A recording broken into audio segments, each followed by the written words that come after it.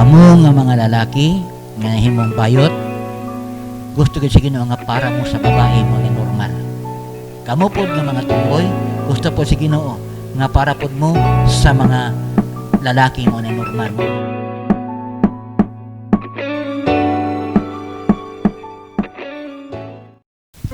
Mayong adlaw sa tanan nga mga igsuon nga makadungog ning maong tingog sa pagtawag sa Ginoo o tingog sa imong kaluwasan. Mga igsuon, ang atong topic karon kahaponon ang gitawag og sama sa mga adlaw ni Lot nga pag-umangko ni Abraham. Okay, itong miagi atong gisgutan ang sama sa mga adlaw ni Noah, ing ana ang mga ilhanan nga giingon ni Kristo nga magakahitabo sa naa natatumoy sa kapanahunan o sa nagkaduol na ang pagbalik sa atong Ginoong Kristo. Okay, so diri lain na pod sama gihapon sa maong ilang mga adlaw kaniadto mao pod nimo balik sa mga adlaw nato karon sa kinabuhi sa usa sa tinawag sa Ginoo nga mao si Lot. Makita kini sa book of Luke chapter 17 verse 28. Kaya kung basahon, akong gihangyo ang inyong pagpamati o pagpaminaw o ang inyo hapong dugang na sakripisyo. Kaya kung basahon, mayon usab sa mahitabo kaniadto sa mga adlaw ni Lot nga sila na nagpangaon, na nag-inom o na nagpamalit, na nagpamaligya o na nagpananom, nagtukod og mga balay. Apan sa adlaw sa pagpapahawa ni Lot sa Sodom gikan sa langit, gikan pagpapahawa niya gikan sa Sodoma, gikan sa langit miulan ang kalayo ug asupre ug niini gilaglag silang tanan. Mayong usab ni ana ang adlaw sa pagpadayag sa anak sa tao. Ang Ginoo magapanalangin.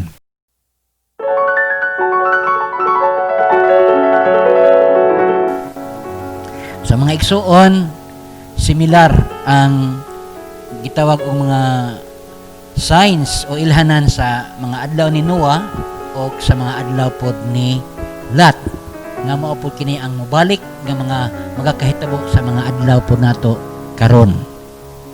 So diri ingon pa diri nga sa mga adlaw ni Lot ang mga tawo kaniadto nagapangaon, na nag-inom, na nagpamalit, na nagpamaligya o na nagpananom unya nagatukod og mga balay.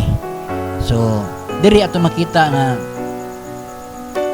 sa panahon ni Lot kaniadto ang mga tao didto gihapon na focus o na tutok ang ilahang pananaw sa ilahang kinabuhi.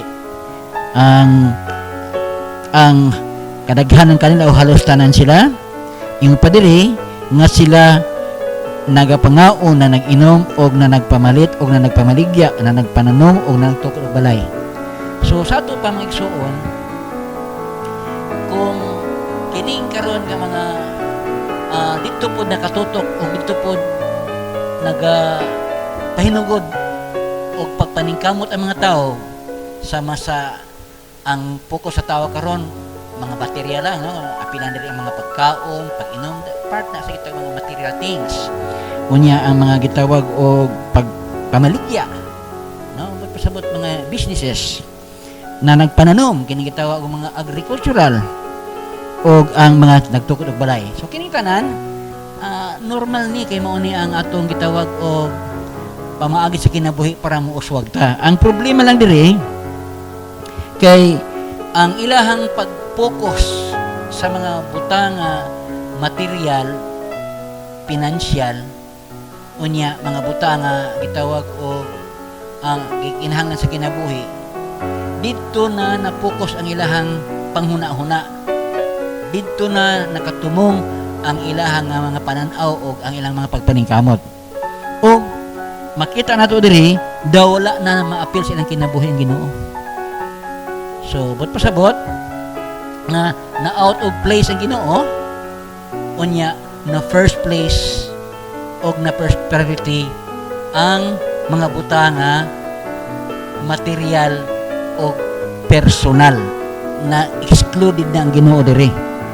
So kung kaniadto mo niyang hinungdan nga ang Dios naghatag kanila og warning through sa pagpadala og angel nga kung nagbasahon ni dito sa libro sa Genesis chapter 18, dunay angel sa Ginoo nga gipadala dito unya iya sa Ginoo gi pasidan-an through sa angel nga iyang gigamit nga ang Sodoma ug ang Gomora iyang pagahukman.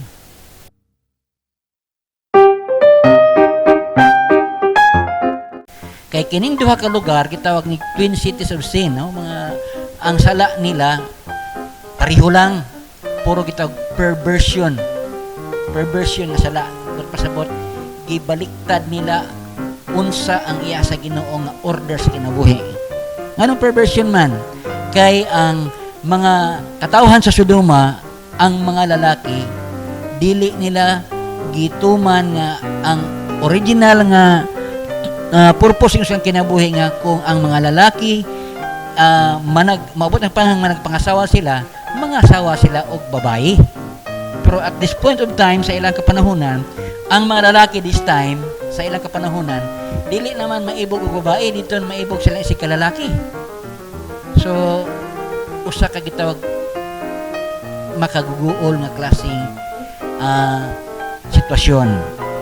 Nya kini pong Gomora dili man gyud ni gitawag og gisulti diri nga ang sala pareho ra dito gyud nga pareho ra gitanan nga ang mga lalaki kuan, pero tungod kay ingon ang Biblia nga twin city sila sa usa ka sala, magkapareho-pareho lang sila, pero siguro doon ay gitawag og gamayng kalainan. Ngano man kung ang Sodom lalaki maibog sa kalalaki, posible pod nga diri pod kay perversion man pod ang sala, posibleng lalaki babae sayang isig ka babae. So karon sa ilang klaseng sala nga nahimos to sa Ginoo, dili gid to magwanta sa Dios. Mao nga ang Dios nagpadala og iyahang mensahero through angel unya iya ning padala ngadto mismo sa Sodom kay naay iya itong nahimong anak nga mao silat, no? Anak to sa Ginoo silat kay silat nagaila Ginoo, no? Mao na ang atong pagkaanak sa Ginoo kanang moilat ta sa iya, mo worship ta sa iya, ato permi siyang i-remember, ato siya permi nga i-acknowledge muna ang mga ilhanan nga anak ta sa Ginoo. Now, so ato makita diri nga gusto sa Ginoo nga dili maapil sa iyang judgment ang maong dapit, ang maong mga tao nga ang ilang pagkinabuhi dili na nagsubay sa kabubuton sa Ginoo. Nga naman, dili naman disorder naman. Imbis lalaki para sa babae, naunsa na mahinuon nga ang lalaki naman po ang iyang gustong i-partner.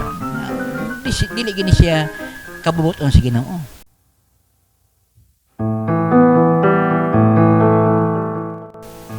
O nga ang makadungog ni nga mensahe, kamo nga mga igsuon nako nga mga kuan kaning gitawag o bayot o kamupod nga mga tumboy.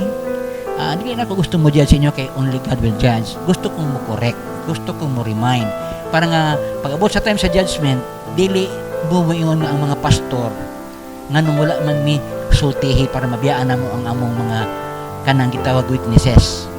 Para nga sa time sa judgment mo appreciate mo sa amo, dili mo ingon nga inyo ming ipinpoint o itudlo minyo sa inyong mga finger nga daw dili mi nakailan niyo, daw wa mi kakita sa inyo.